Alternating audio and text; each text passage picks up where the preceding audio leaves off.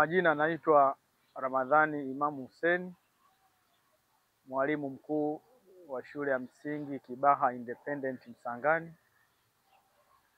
Kwanza kabisa namshukuru Mwenyezi Mungu mwingi wa rehema kwa kutuwezesha kusafiri katika safari yetu hii ya kimasomo. Nawashukuru pia wazazi ambao walichangia na kutusapoti katika safari hii ya leo, ambao tunasafiri tukiwa na wanafunzi 43 wa madarasa tofauti. Namshukuru Mwenyezi Mungu kwamba tulianza safari salama asubuhi saa 11 kamili shuleni Kibaha Independent, na tumeweza kufika station ya SGR Dar es Salaam majira ya saa 1:30, na tulianza safari yetu saa 3:30 ya kuelekea Dodoma. Safari yetu katika treni ilikuwa safari nzuri sana. Ilikuwa ni safari ambayo kwa kweli wanafunzi wameenjoy, na sisi walimu tulisafiri vizuri sana. Hakika hatuna budi kumpongeza rais wetu wa Jamhuri ya Muungano wa Tanzania, Mama Samia Suluhu Hassan, kwa kuweza kuhakikisha kwamba tuna usafiri ambao ni madhubuti kabisa. Tumetumia takribani masaa 4 kutoka Dar es Salaam station ya SGR hadi Dodoma kwa masaa 4, ambayo safari ilikuwa nzuri sana na watoto wameenjoy wakiwa ndani ya treni. Baada ya kufika Dodoma, tuliweza kufikia katika hostel ambapo tuliweka kambi yetu kwa ajili ya malazi na chakula. Baada ya kufika tulipata chakula ambacho kilikuwa kishaandaliwa vizuri, na watoto wakaenda kujiandaa kwa ajili ya kupumzika kidogo. Hatimaye kesho asubuhi tulianza safari yetu ya kuelekea katika Bunge la Jamhuri ya Muungano wa Tanzania, ambako tulienda na wanafunzi 20 na wanafunzi 22 wao walienda kwenye shamba la Mheshimiwa Mizengo Pinda, waziri mkuu mstaafu. Wanafunzi 22 ambao tulienda nao bungeni, tulifika maeneo ya bunge na tulipokelewa vizuri. Tulipewa ukaribisho mzuri. Hatimaye tulishuhudia spika wa bunge anapoingia katika Bunge la Jamhuri ya Muungano wa Tanzania na kuanza kwa dua. Mimi na wanafunzi wangu tulijifunza mambo mengi sana ambayo yatawajenga wanafunzi hawa hata kwa ajili ya maisha yao ya baadaye. Ukiachilia mbali kujifunza wakiwa darasani, lakini wamejifunza kwa vitendo na kwa kuona. Ndugu mwandishi, kwa bahati nzuri ilikuwa ni bunge la maswali na majibu.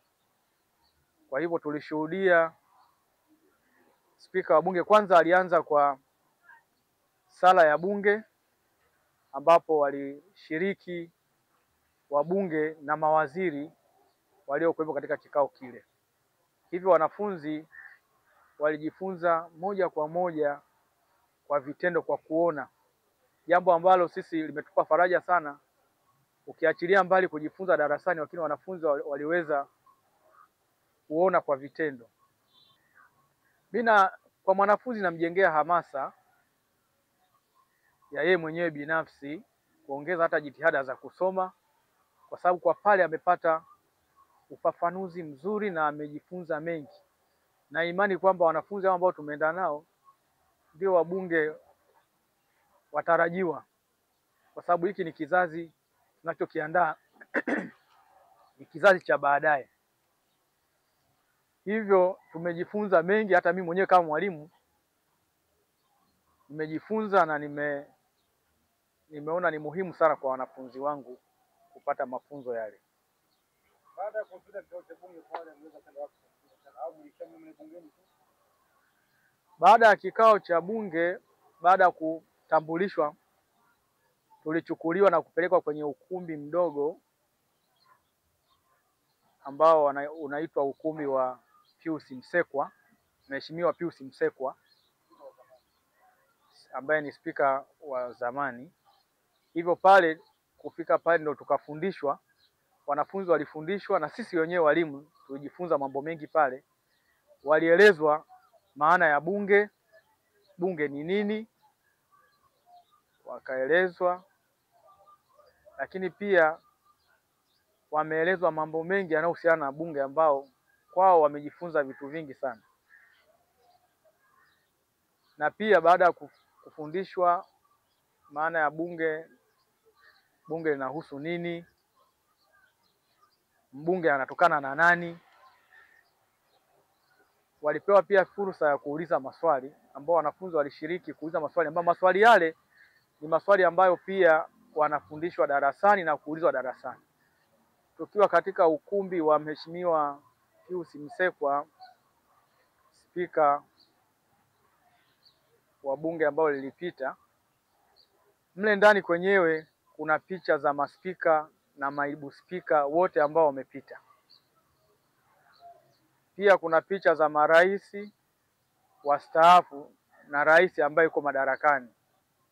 Kwa hiyo picha zile pia zimewasaidia wanafunzi kujifunza moja kwa moja kuwatambua spika wa kwanza mpaka spika ambaye yupo kwa sasa, makamu wa rais, kuanzia makamu wa kwanza wa rais mpaka makamu wa rais wa sasa, lakini pia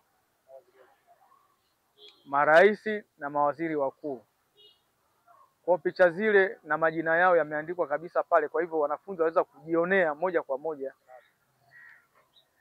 Ndugu mwandishi, baada ya kutoka bungeni ilikuwa majira ya saa 8 mchana, hivyo tuliweza kurudi hostel sehemu ambayo tumefikia na kupata chakula cha mchana. Baada ya chakula cha mchana kwa siku ile, wanafunzi baada ya kula walipumzika kidogo, na baadaye tukaenda uwanjani kufanya michezo ya mpira wa miguu na mpira wa mikono kwa wasichana. Siku iliyofuata, ndugu mwandishi, tuliweza kutembelea sehemu nyingine ambao tulitembelea shamba darasa kwa Mheshimiwa Waziri Mkuu mstaafu Mheshimiwa Mizengo Kayanza Pinda. Kule nako tujifunza mambo mengi sana. Kule tujifunza shamba darasa ambao tuliona vitalu mbalimbali vya mazao ya biashara kama vile miche ya mizabibu na zabibu zenyewe, ambayo pia ndani kule kulikuwa kumelimwa mazao ya mboga mboga kama vile nyanya, pilipili hoho nyekundu na njano. Pia tumeweza kwenda kutembelea kwenye bwawa ambapo kuna ufugaji wa samaki, na tulipata maelekezo mazuri sana ya namna ya kuanzisha. Tulipata maelekezo pale kwamba ndani ya heka moja unaweza kuwa na shamba zuri na ukalima na ukapata faida kubwa kuliko ukawekeza katika shamba kubwa alafu mazao yanakuwa ni kidogo. Mfano mzuri ni shamba darasa hilo ambalo wanaita greenhouse, ambapo inalimwa pilipili hoho ya nyekundu na njano, pia inalimwa nyanya. Kiangalia ni sehemu ndogo sana, lakini wanaweza kuvuna takribani kwa mwaka mzima. Mche mmoja wa nyanya unaweza ukavunwa kuanzia mwezi wa 5 mpaka mwezi wa 8, miezi 8 yote unaendelea kuvuna tu kila baada ya wiki. Hiki ni kilimo ambacho ni chenye tija sana kwa uchumi wetu. Lakini pia tulienda kujifunza namna ya ufugaji wa ng'ombe katika shamba hilo. Tulipewa elimu ya namna ya ufugaji wa ng'ombe wa kisasa wa maziwa. Pia tulienda kwenye kuona ufugaji wa nyuki. Yote haya tuliyapata tukiwa katika shamba darasa kwa Mheshimiwa mstaafu Mizengo Pinda. Baada ya pale majira ya saa 8 tulirudi tena hostel baada ya kutoka kwenye shamba darasa la Mheshimiwa Mizengo Pinda, ambako tujifunza mambo mengi sana mazuri ambayo yatasaidia kwa sisi wenyewe walimu, hata kwa wanafunzi wamejifunza vitu vingi sana. Baada ya pale tulielekea hostel kupata chakula cha mchana, na baada ya chakula cha mchana tulielekea makao makuu ya Jeshi la Kuzima Moto, ambako pia tulikuwa na mwaliko katika ziara yetu. Kwenye ratiba yetu kwa tuna mwaliko wa kutembelea pale. Baada ya kufika pale tulipokelewa vizuri na askari wa zimamoto, walitupokea vizuri na walikuwa wameshaandaa mazingira ya kuwafundisha wanafunzi na sisi walimu namna bora ya kukabiliana na majanga ya moto na majanga mengine ukiachilia majanga ya moto. Hivyo baada ya kufika pale tulionyeshwa mitambo mbalimbali inayotumika katika kuzima moto, hata kama ukiwa ni moto ambao umewaka katika ghorofa ya 10, mitambo ile inaweza ikaweza kumnyanyua askari wa zimamoto na kuweza kumpeleka mpaka juu kule na kuweza kuzima moto, kama ilivyotokea katika tulivyoona ilivyotokea kule Kariakoo, namna mitambo ile ilikuwa inafanya kazi.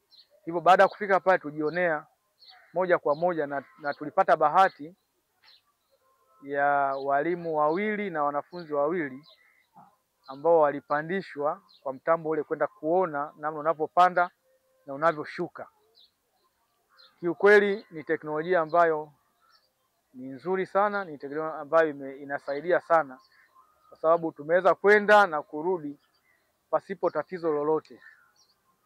Lakini pamoja na mitambo ile pia tulionyeshwa vifaa mbalimbali vinavyotumika katika kuzima moto na kujiokoa katika majanga mbalimbali yanapotokea. Ndugu mwandishi, baada ya kupewa somo la namna kukabiliana na majanga ya moto, mwezeshaji aweza kuwauliza wanafunzi kujua kwamba wao baada ya masomo yao na kumaliza masomo ya chuo wangependa kujikita katika fani gani. Wapo ambao walichagua kuwa walimu, wapo ambao wamechagua kuwa askari, wapo ambao wamechagua kuwa madaktari, wapo ambao wamechagua kuwa mainjinia. Lakini mwezeshaji yule askari wa faya ambaye kwa anatuwezesha aliweza kuwaambia wanafunzi kwamba popote utakapokuwa katika fani yoyote ambayo umeichagua, zimamoto huwezi kuepuka. Ni fani ambayo popote utakapokuwa unaweza kuwa na mafunzo hayo na unaweza ukafanyia kazi katika kukabiliana na majanga yoyote ambayo yanaweza yakawa yametokea katika mazingira ambayo upo. Hivyo ukiwa mwalimu, ukiwa askari, ukiwa injinia, wote tunaweza kufanya kazi katika sehemu ya kukabiliana na majanga mbalimbali. Kipekee napenda kutoa shukurani zangu za dhati, kwanza kabisa kwa uongozi wa shule ya Kibaha Independent Msangani, ambao ndio waliotupa ridhaa ya kuandaa safari hii. Pia napenda kuwashukuru wazazi wote ambao kwa namna moja wameweza kutusaidia, kutuchangia katika safari hii, ikiwa ni pamoja na kulipia gharama za safari ambazo wazazi walilipa moja kwa moja kwa ajili ya usafiri wa kwenda na kurudi. Lakini pia nawashukuru wanafunzi wenyewe labda kabla ya hapo.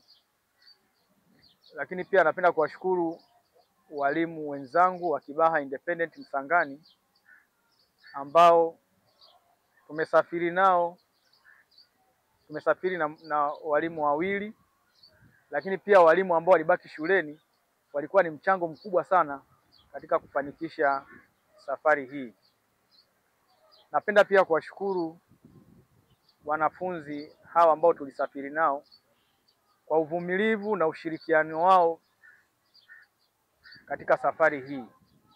Wamekuwa ni wanafunzi ambao wameonyesha nidhamu toka tunaanza safari mpaka tunamaliza safari yetu ya kimasomo hii ambayo tulifanya kwa takriban siku 4.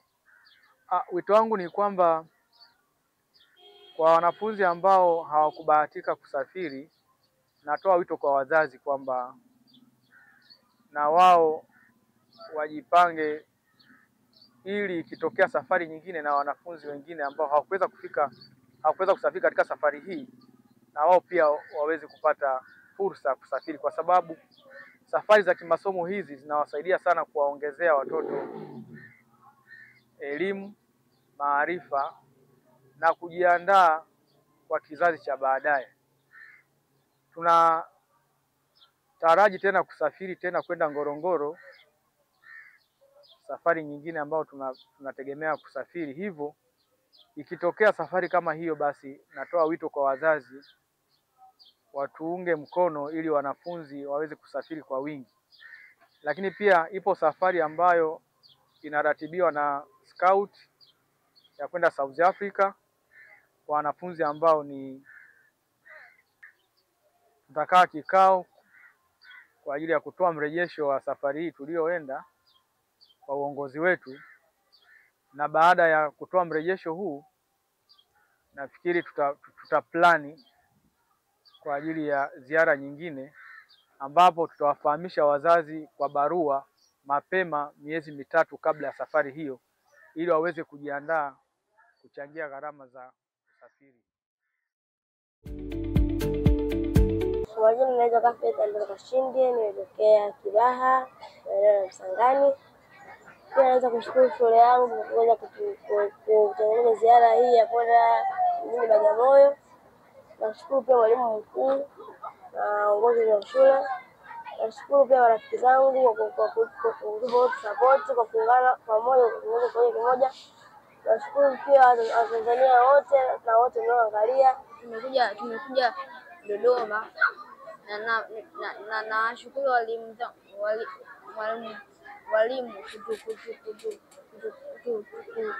kutupeleka hiyo safari.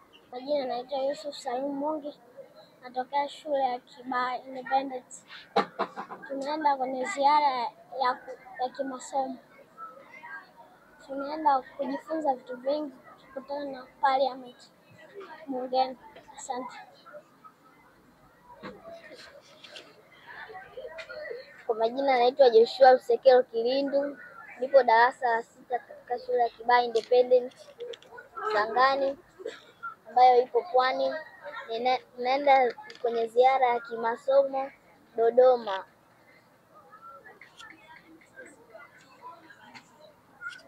Kwa majina naitwa Jafet Peter Machand. Tunaenda kwenye ziara ambao wametuandalia Scout. Tunaenda ziara ya masomo. Kwa majina naitwa Alex Felisha Mzanga, naishi Kibaha maeneo ya Msangani, na ninasoma darasa la 5. Natokea shule ya Kifu Msangani by Independent. Na safari nimeiona nzuri, na naenda kutembelea ziara, naenda kujifunza vitu vingi na wengine pia. Asante. Naitwa Edward Godfrey Makusa. Tunaenda kwenye wizara ya masomo Dodoma, kwenye bunge. Safari nzuri. Asante. Kwa majina naitwa Samiri Saifu Msumi, nipo darasa la 5 shule ya Kibaha Independent School. Usafiri ni mzuri, tunaenda Dodoma na kwa kujisomea na kujifunza vitu mbalimbali. Asante.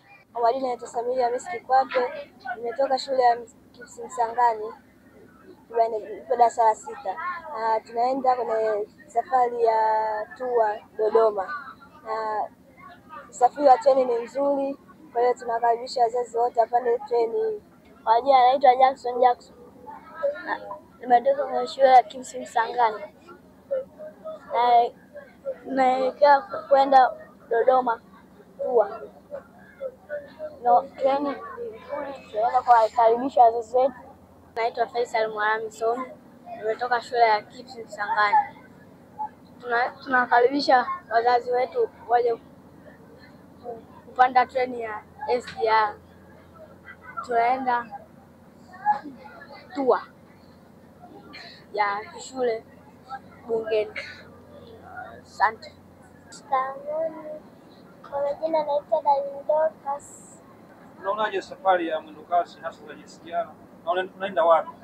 Naenda Dodoma. Unaenda kufanya Dodoma ndio kwenu au unafanya nini? Naenda bungeni. Ha? Naenda bungeni. Safari ni nzuri, asante kwa kunilipia. Nimefurahi na usafiri huu wa mwendokasi. Nimefurahi na usafiri huu wa SGR. Shikamooni. Kwa majina naitwa Maria Spidi Shukrani. Ninasoma darasa la 6 katika shule ya Msangani. Hapa tunaenda kwenye tour, tunatumia usafiri wa treni ya SGR. Sema kweli huduma ni nzuri, tunapokea vizuri. Na nashukuru sana wazazi kwa kutulipia ili tuweze kwenda kwenye treni hii. Mimi ninaitwa Alisi, darasa la 2. Unaenda wapi wewe mwanafunzi? Dodoma. Wapi? Dodoma wapi?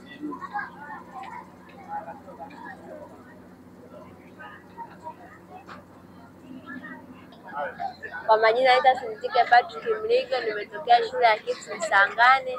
Safari ya leo nimefurahia, ingawa sijawahi kupanda SGR lakini nimefurahi. Pia naenda Dodoma kimasomo. Asanteni. Kwa majina naitwa Lamne Seri Kalinda. Leo tumekuja hapa kwa ajili ya kwenda katika safari ziara yetu ya Dodoma. Tumefurahia sana kupanda treni ya SGR, ingawa sijawahi kupanda, nilikuwa tu naisikia. Kwa kweli ni nzuri sana na naisifia. Nakwenda Dodoma kwa ajili ya ziara ya kimasomo kwenda bungeni. Asanteni sana. Kwa majina naitwa Lukman Adam Franco, natokea Pwani, shule inaitwa Msangani. Na tunatokea Pwani kwenda study tour ya masomo Dodoma, tunatumia SGR. Tunamshukuru Mama Samia, tunatumia masaa 3 kutoka Pwani hadi Dodoma. Mwanzo tunatumia masaa 9. Asante sana Mama Samia.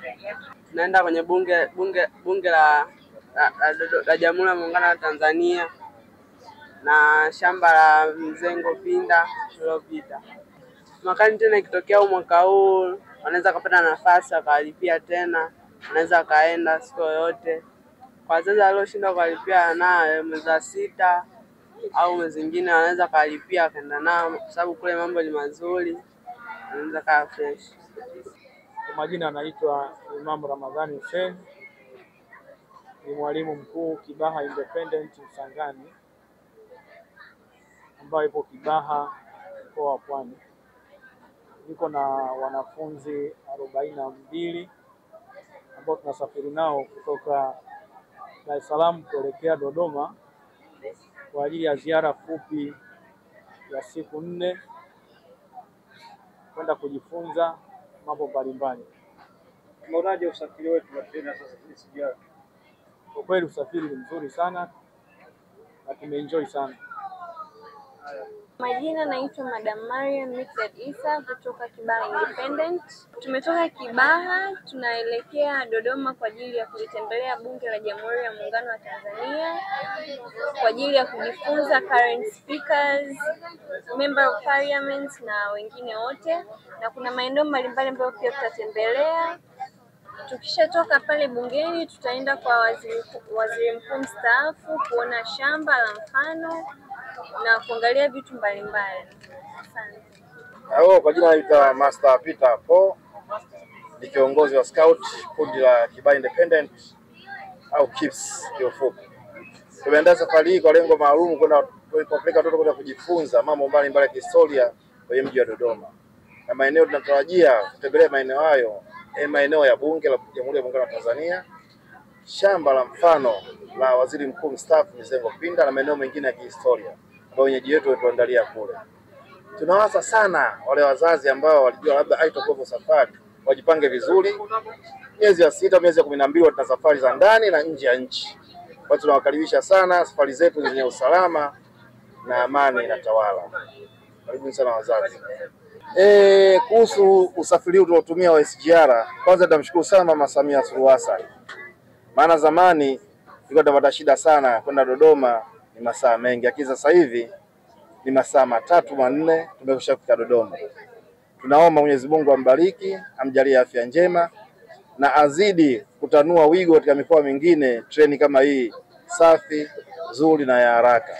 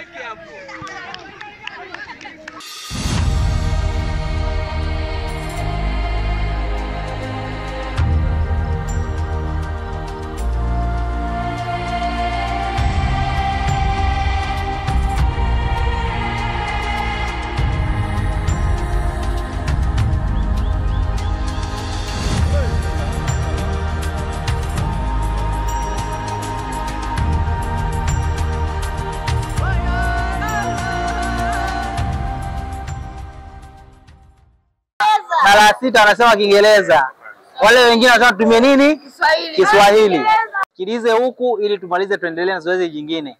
Bila hapa kule hatutafanya nini? Hatutaenda. Tumeelewana eh? Ndio.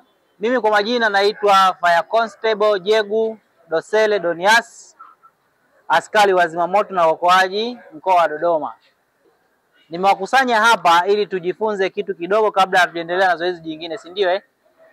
Sasa tutakayojifunza hapa ni machache tu ambayo mnayafahamu pia. Kwa hiyo nawakumbusha. Kitu cha kwanza ambacho tunajifunza leo, tunatakiwa tufahamu namba ya dharura ya Jeshi la Zimamoto na Uokoaji. Mnaifahamu? Ndio. Ni ngapi?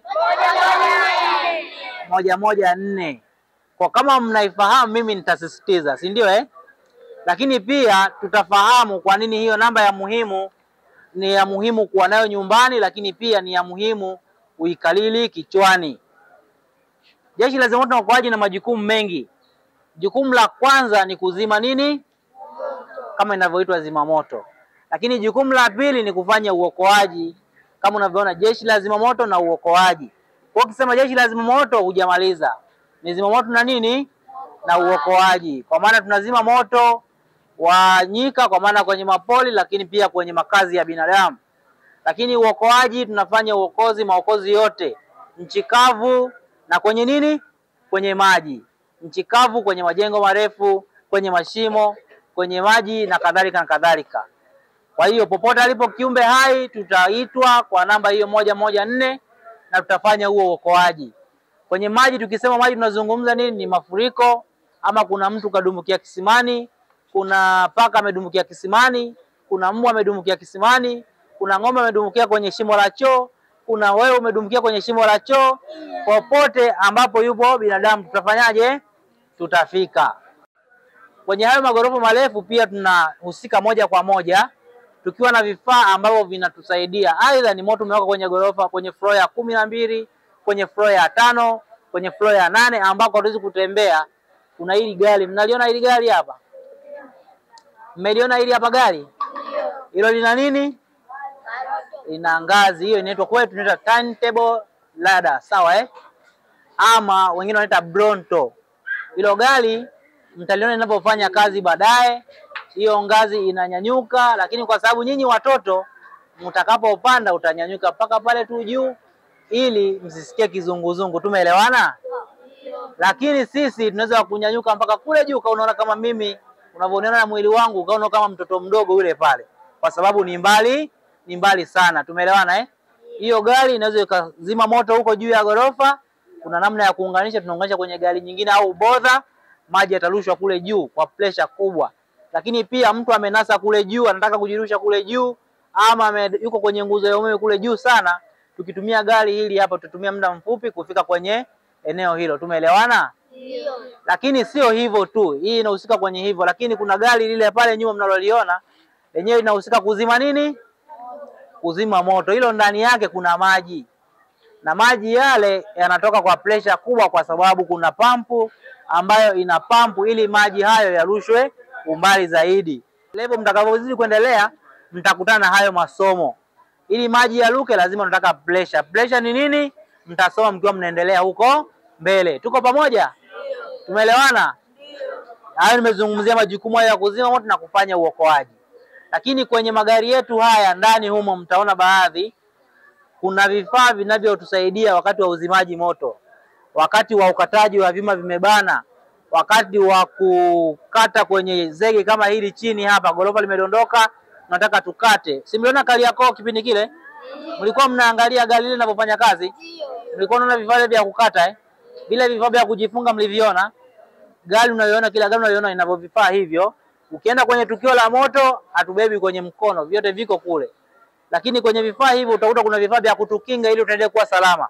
Kuna vifaa vya kuvaa kwenye nani kwa ajili ya kuvuta hewa safi, ambayo leo nitakushauri ukiona moto unawaka kwenye jengo, haushauriwi kutembea, ila unashauriwa ulale chini ama utambae kwa kutumia nini? Mikono na miguu. Mnafahamu Mnafahamu? Nyinyi wazungu ama mnaotumia Kiingereza mta kucross, ndio Maana yake nini? Moshi unapokuwa kwenye jengo unakuwa huko ni mwepesi kuliko hii hewa ya kawaida. Kwa hiyo lazima utaenda wapi? Juu. Kwa hiyo utaendelea kurundikana kwa sababu una sehemu ya kutokea. Kadri unavyozidi kuwa mtu unashuka chini. Kwa hiyo ukitambaa chini una uhakika wa kuvuta hewa safi mpaka utakapotoka nje. Tumeelewana? Ukitembea unaweza ukadondoka kwa sababu ya kukosa hewa safi, na ukidondoka kama moto bado unawaka na hauna msaidizi, utakuja kupitiwa na moto kwa sababu hauna nguvu za kujisaidia. Tumeelewana? Hilo ndio la msingi ufahamu kwamba wakati wa moshi usipende kuvuta hewa nini? Hewa chafu. Ila tumia kwa wewe tambaa ama punguza urefu au uzibe pua yako. Tuko pamoja? Unapita barabarani kuna jalala linachoma moshi mzito, usivute ule moshi. Hautakudhuru pale, ila baada ya miaka kadhaa unaweza ukajikuta unapata nini? Changamoto ya upumuaji. Tumeelewana? Moshi ni mbaya na ndiye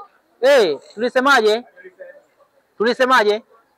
Swali, tuenda kwenye vitendo pale, mtaangalia tunapofanya kazi. Tuko pamoja? Na nyinyi si mtataka kuwa wazima moto baadaye? Hamtaki? Nani anataka kuwa daktari? Nani anataka kuwa rubani? Nani anataka kuwa mwalimu? Walimu mnaona ambapo hatupendi watoto nani anataka kuwa padri? Huyu hapa.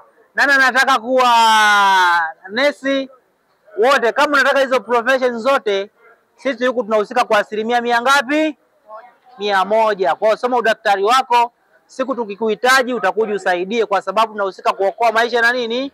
Na mali. Nenda kwenye ajali, mtu ameshagongwa na gari, lazima utampa huduma ya kwanza, utamtibu kule kabla hajafika hospitali. Tuko pamoja? Ndio. Kwa hiyo profession yako, wewe unataka kuwa rubani, kuna ndege za kuzima moto. Mlikuwa mnaona kwenye simu. Mnakumbuka ndege zile zinazima moto. Hata sisi mwaka huu tutakuwa nayo. Kwa siku ukiwa rubani na wewe utafanya nini jamani? Utafanya kazi. Kwa hiyo ndoto yako itatimia, utahudumia wananchi kwa nafasi hiyo. Tuko pamoja Ndio. Sasa katika hayo niliyokuambia utakaloondoka nalo, swala la kwanza, usichezee kiberiti wakati wa likizo nyumbani. Usichezee nini? Kiberiti. Wakati wa nini? Watoto tumekuwa chanzo cha moto kwenye nyumba zetu. Unachukua kiberiti, unamuona mama anawasha jikoni, unaenda chumbani unawasha kwenye godoro. Godoro likishika moto unajaribu kuzima, unashindwa, unatoka wapi? Unatoka nje. Mwisho wa siku baada ya dakika 10 unaona nyumba imeshawaka nini? Imeshawaka moto. Lakini mbali na hapo, usitumie pasi kama hauna elimu ya kutumia nini? Kuna mtu anaweka pasi, anaanza kulala kwenye kitanda, ama amelazimishwa kwenda kupasi, anaweka pasi alafu anaiacha hapo kwenye nini? Kwenye umeme. Tuko pamoja? Haushauriwi. Ukishatumia hakikisha unafanya hilo zoezi, likiisha endelea na mambo mengine baada ya kuzima. Kule nyumbani akitoka anawasha pale inaunguruma, akirudi nyumbani anaikuta inaunguruma, na kesho yake iko hivyo hivyo. Hita zile za kuchemshia maji, si ndio Wangapi wanatumia? Haya, shusha mkono. Baada ya kutumia zima. Tumeelewana? Wangapi AC na kesha masaa 24 nyumbani? Na penyewe ni kosa. Tumeelewana Kama hamna haja ya kutumia AC ifanywe nini? Izimwe kwa sababu ya uvungu wa vitanda vyao. Nyosha mkono. Mnasema ukweli Leo mkayaondoe, kwa sababu ikiwaka moto yatachochea moto kufanya nini? Kuwa mkubwa ndani ya chumba chako. Tunafahamu mahitaji makuu ya moto ni nini jamani? Cha kwanza mchanga. Cha pili maji. Cha tatu blanketi. Cha 4 hivyo wote mlivyovitaja ni vitu vinavyotumia kuzima nini? Kuzima moto. 1, 4. Wangapi wanafahamu kwao wanapoishi? Ni kwamba nielekeze kwenu unaishi mtaa gani? Ni karibu na nini? Wanaweza kanielezea? Basi shusha mkono. Kuanzia leo ukifika nyumbani fahamu mimi naishi kwetu panaitwa, kwa mfano unaishi wapi? Goba. Huyu anaishi Goba, si ndio eh? Lakini Goba ni kubwa, si ndio? Kwa Goba lazima ufahamu Goba ninaishi sehemu gani, mtaa gani, karibu na kanisa lipi au karibu na msikiti upi. Ukifahamu hivyo, ukipiga ile simu tutafika kwa wakati. Ukipiga simu kana naishi Goba, Goba ni kubwa, tutaenda Goba sehemu nyingine, alafu mwisho wa siku tumekuacha mbali. Tumeelewana? Itakusaidia ukipotea, umepoteza fahamu, utazingatia mambo makuu mangapi? La kwanza Kuangalia kushoto na kulia. Kuangalia kushoto na kulia. Hivi na hivi, alafu navuka au unafanyaje? Unaangalia tena. Naangalia kushoto, naangalia kulia. Kama kuna magari au pikipiki, si ndio eh? Alafu nafanya nini? Angalia sehemu ulioanzia kuangalia, lazima uangalie mara ya pili baada ya kuangalia wapi?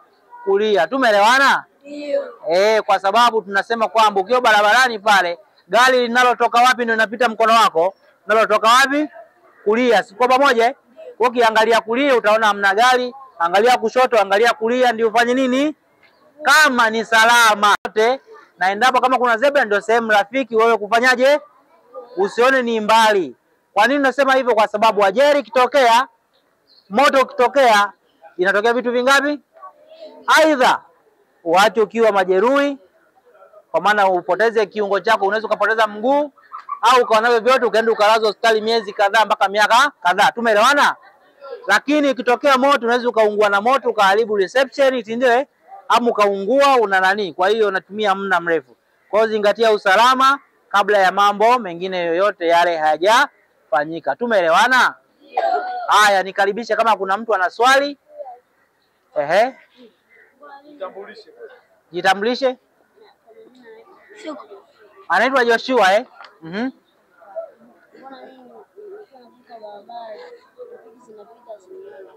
Haya, amesema mbona yeye akiwa anavuka barabara pikipiki zinapita hazimuoni? Madereva hao wote tunaona wanaendesha vyombo vya moto barabarani wamefundishwa usalama wapi? Barabarani. Kwa hiyo ukipita ama akapita na unapita, ni ile kuto kuzingatia tu sheria za wapi jamani? Barabarani. Ukiwa atakao uvuke barabara atakao uvuke na wazazi. Anasema hivi, ukitaka kuvuka barabara lazima uvuke na wazazi? Je, mzazi akiwa nyumbani? Watu wakubwa, si ndio eh? Na watu wakubwa akiwa hawapo? Mkiwa mnavuka barabara, kama mnavuka mko zaidi ya 5 ama mko watoto zaidi ya 1, mnatakiwa mshikane nini? Mnashikana nini? Mikono. Mkishikana mikono rahisi dereva yule kukuona na yule kumuona, lakini pia sio rahisi mtu kufika barabarani na kukimbia kurudi wapi tena? Nyuma. Tumeelewana? Kama una mtoto mdogo na watu wazima wapo, hakikisha unatafuta wao ndio wakufanyeje? Wakuvushe barabara. Serikali inaendelea vizuri, nadhani kwenye vivuko vingi mnaona matrafiki wapo eh. Kama hawapo wale shuleni naona kuna viongozi wananyosha nini?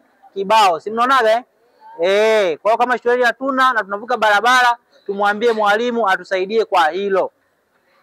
Maswali yameisha? Ndio. Maswali yameisha? Ndio. Basi tutatembea kwenye baadhi ya mazingira, tutajionea baadhi ya vitendea kazi tunavyovitumia. Tutaanzia gari ya moto kule na tutamuona. Ukivaa hivi sisi hapa ni nguo ya wapi jamani? Ya ofisini. Tumeelewana eh? Lakini nguo ya kwenda kuzima moto sio hii. Hii inashika moto kwa haraka. Tutamuona askari pale amevaa nguo ya kuzima moto na namna anavyotakiwa kuvaa anapoingia kwenye nini? Kwenye moto. Tutageuka tu nyuma. Geuka. Yeye atakuja. Tutageuka nyuma. Geuka.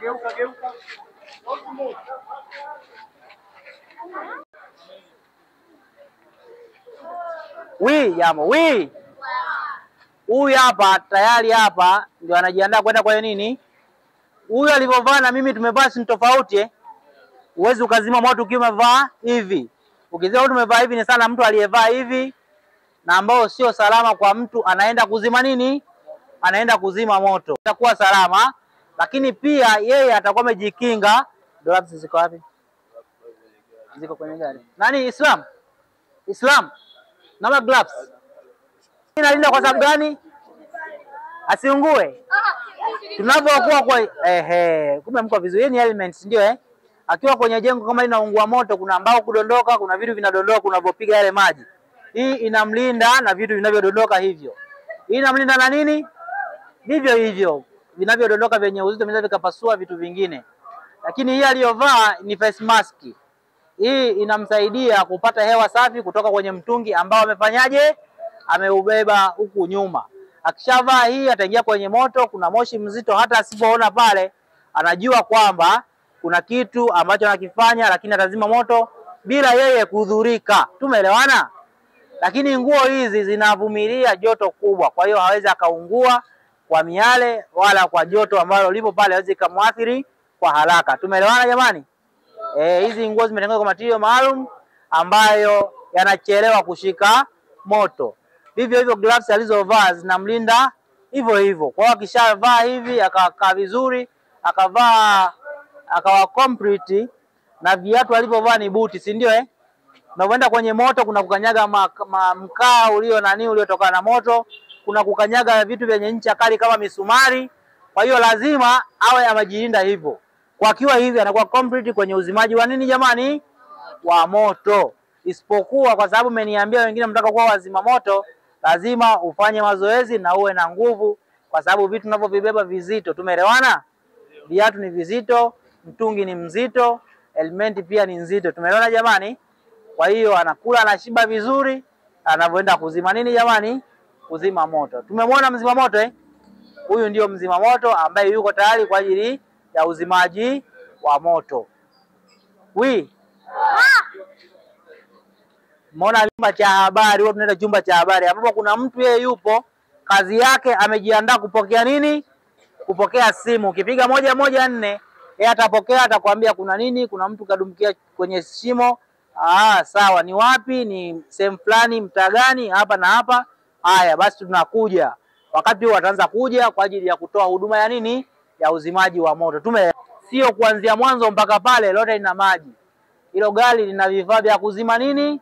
Moto na kufanya nini? Uokoaji. Tumeelewana? Kwa tutaanza pale, baadaye tutahamia kwenye zoezi lingine. Mtaangalia tu ninavyoonekana, baadaye nikwachie.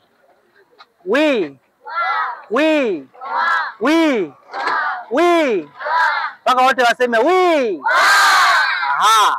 Sasa unapoona hapa unajua tuna vimo tofauti tofauti Kuna warefu, kuna wafupi na wembamba, wanene, si ndio Kwa hii hapa watu walijua huenda mwingine asifikie huku juu. Kama nilivyowaambia mwanzo kwamba kuna vifaa mbalimbali vinavyomsaidia mzima moto kufanya shughuli zake za kufanyaje? Za kuzima moto na kufanya maokozi. Tumeelewana? Nimewaambia kwenye matukio ya ajali kuna mtu kabanwa, kuna mtu aweza katoka, magari yamefinyana, magari yamemkandamiza mtu, ama nyumba imeshindwa kufunguka, chochote kile. Kama kwenu mlipo na mageti mengi, si ndio si ndani ya kuingia nyumba, kwenye mlango kuingia ndani kuna mageti. Yale mageti ambayo funguo umezitupa kule, tukija kuna vifaa kwa ajili ya kufungua na kuingia wapi jamani? Kuingia huko ndani. Kuna vifaa vinavyotumika kukata, kuna vifaa vinavyotumika kutanua, kuna vifaa vingi kama unavyoviona viko hapa. Ukimleta mzima moto, kila kimoja tukianza kuchambua hapa, muda haufanyi nini? Muda haufanyi nini? Hautoshi. Mtakuwa mje asubuhi ama kesho kutwa ili tumalize vyote. Ila kwa sababu mmekuja kuona, fahamu kwamba gari zima sio kila kuanzia mwanzo mpaka mwisho linakuwa na nini? Linakuwa na maji. Ila linakuwa na vifaa vya kuwezesha kufanya kazi. Kasufuri inakuwa imefanya nini? Imewaka, inaanza kufanya nini? Kufanya kazi. Nimewaambia kule Kariakoo mlikuwa mnaona wanakata kwenye zege, si mliona mliona wanakata sehemu, wanakata nondo, si ndio Vifaa hivi ndio vilikuwa vinatumika. Kuna kifaa kama hichi hapa. Good. Now hichi hapa ili iwe rahisi. Kuna vifaa vinavyotumika kukata mzima moto akija, haendi kule kwanza kutafuta kifaa ili aje kule. Dakika moja tunakuwa tumeshaanza kufanya nini? Kuja eneo la tukio. Isipokuwa kuepusha lawama ambazo mwananchi ambaye afahamu anatupa kwamba wamekuja wamechelewa, wamekuja bila maji. Utoe taarifa kwa wakati. Tutafika kwa nini? Tutafika kwa nini? Sasa hapo mbona mnaanza kuniaibisha? Tutoe taarifa kwa wakati. Tutafika kwa nini? Wakati. Ukichelewa kutoa taarifa ukasubiri moto mpaka ikashika vyuma viwili, lazima tukija pale mtaona tumechelewa, lakini moto ukianza kuwaka ukatoa taarifa, tutafika kwa wakati. Hivi ni vifaa ambavyo vinatumika kwenye ukataji, kinachounganishwa kwenye mashine maalum kwa ajili ya kufanya ukataji na utanuaji. Ikishawashwa hicho kinafanya kazi kwa ufanisi, na kikianza kufanya kazi kwa ufanisi hamna kitu kigumu zaidi ya kukata na kufanya maokozi hayo husika. Tayari. Unaiona mitungi kule juu, mnaiona eh? Mnaiona eh? Goditoa mtungi. Amoni, ngoja atoe. Ni moja kati ya mtungi aliyokuwa amebeba kule mgongoni. Si mlimwona yule alikuwa amebeba mgongoni? Hii ni mitungi ya reserve, kwamba ikitokea uzimaji wa moto umefanyika ama ule mtungi umetumika, huu mtungi utatumiwa kuunganishwa pale kwa ajili ya kuendeleza zoezi lililokuwa likifanyika. Tumeelewana? Kwa hiyo ni reserve, imewekwa pale ili kusaidia tukio likiendelea, vifaa viendelee kutumika. Vikishaisha, vikija hapa kituoni, kuna mashine ya kujaza upya hiyo hewa kwa ajili ya kuendelea hilo zoezi. Kwa hiyo kiisha kule itakuja ijaze kwa ajili ya matumizi ya siku nyingine. Lakini kuna vifaa vingine kama machela. Mnaifahamu machela? Hamuijui? Ndio. Sasa nyinyi hamfahamu machela kwa nini? Machela inatumika kufanya nini? Sio kulala nyumbani. Sasa hiyo machela unayoiona ikikunjuliwa, kama ni majeruhi kapata ajali, ni mtu kapata ajali kwenye moto, ama majeruhi yoyote yule, ama umezimia kwenye tukio lolote, umeshtuka, tukaitwa wito, utakubeba kupitia nini? Kutumia machela ili usiendelee kupata madhara zaidi. Na machela zipo za aina nyingi. Lengo kuu ni kuhakikisha kwamba wewe unatolewa eneo la tukio mpaka hospitali ukiwa salama. Tumeelewana? Ndio. Lakini kuna vifaa vingine ambavyo viko hapa ambavyo vinatusaidia endapo gari imedondoka chini ikajifinya, mtu amekandamizwa chini aweze akatoka, na leo ukatumia vifaa hivi kunyanyua hiyo gari, na tunanyanyua kitaalamu, hatutoki jasho. Tumeelewana? Hiki kifaa kikiwekwa chini kinatanuka, kikishatanuka kuna uwazi utapatikana kama ni wa kuweka gogo, kuweka mti, kuweka nini, ili mtu yule aliye pale chini atolewe apate huduma yake inayohitajika. Tumeelewana? Umebana na mguu, umefanywaje? Tutatumia vifaa ambavyo viko hapo. Kwa hiyo ukiona gari hili limekamilika kwa vifaa vyote kwa ajili ya huduma za kuzima moto na kufanya nini? Uokoaji. Tumeelewana? Kuna cha muhimu. Ni vya kisasa kama nilivyowaambia nyinyi, si ni wanasayansi watarajiwa au hampendi sayansi? Sayansi na apply 100% huku. Vifaa unavyoviona hiki kinafanya kazi kwa kushikana vifaa vingine ambavyo viko hapo. Kwa vifaa vyote vipo kwa ajili ya kukusaidia wewe ufanye kazi kwa ufanisi, lakini pia kwa kutumia muda mfupi. Tumeelewana? Hiyo inaitwa control panel, inahusisha kuunganisha baadhi ya vifaa ili ipate kuruhusu kufanya kazi kwa ufanisi. Hii itajaza upepo kupitia mitungi ile kule, lakini kwa mwongozo wa aina inaitwa control nini jamani? Ukubwa wa nani. Kwa hiyo unaweza kukuta gari imedondoka tani ngapi, unatumia kulingana na ukubwa wa gari, unaweza ukanyanyuka. Umeona imeandikwa hapa tani 8 pia. Ziko tofauti kulingana na uzito utakaonyanyuliwa. Ukakuta semi limebeba mahindi, uweze ukanyanyulia tani 8 ambalo limepitiliza tani 8. Tumeelewana jamani? Kwa sababu ya muda wetu jamani, tunaenda haraka hivyo jamani. Huu ndio mtambo ambao tunautumia kila siku mnaoonaga. Si mnapoona hapo ndani Kama tulivyosema pale ndani, endapo tutapata dharura ya moto, hatuna haja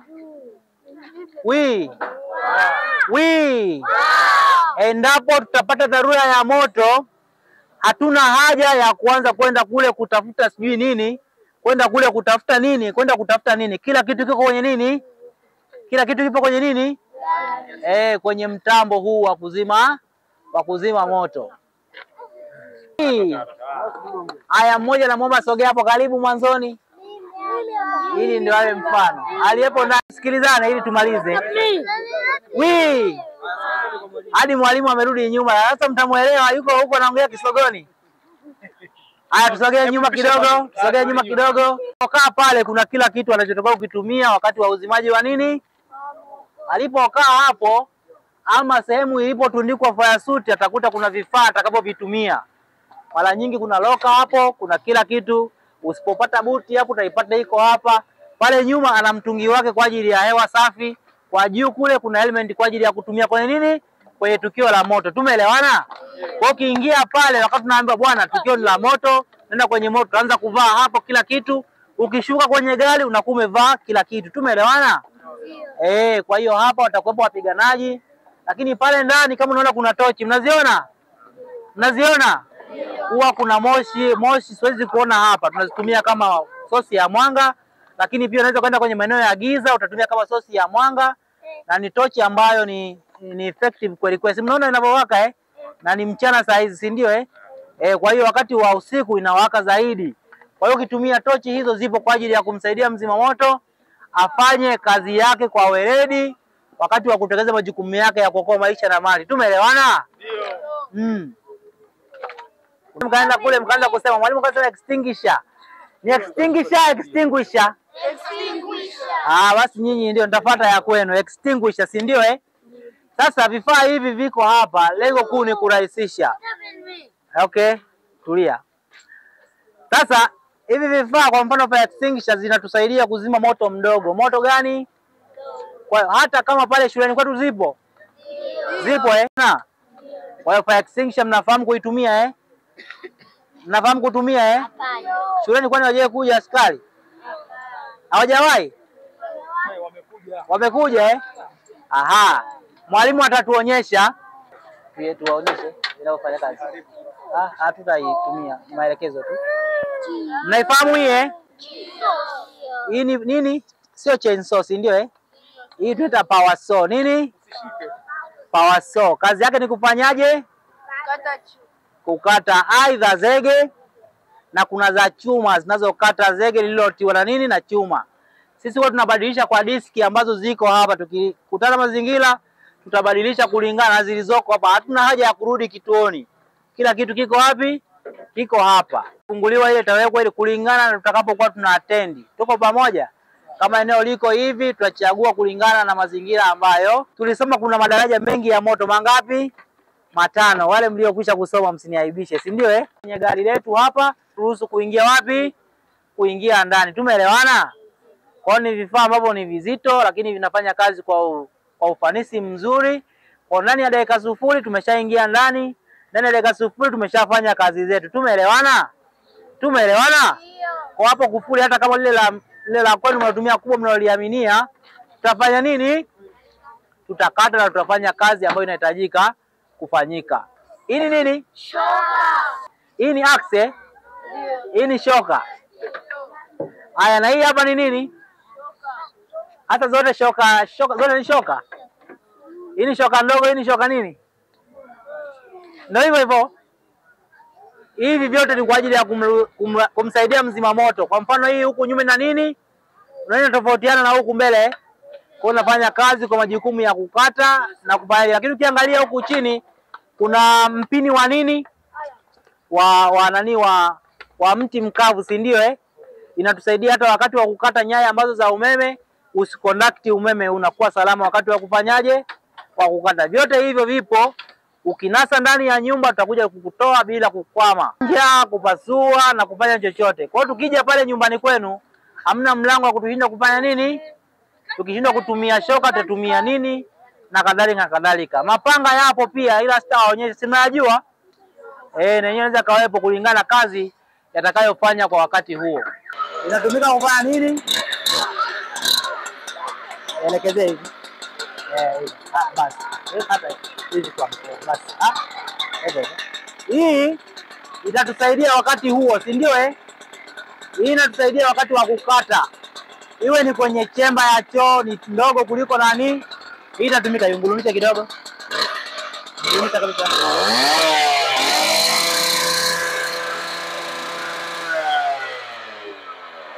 Hii zima tu tayari. Inatusaidia wakati wa kufanya jamani? Wa kukata. Kwa ndani ya dakika 0 tunakuwa tumerespond tukio na kazi zinakuwa zimekamilika kwa hapo. Umeona vifaa kama hivi vipo kwa ajili ya kutuletea kufanya nini? Kufanya nini? Hii sisi ndio rafiki wakati wa kupambana na nini? Wakati wa kupambana na moto. Hii itaniambia nizime moto kwa kujikinga mimi mwenyewe.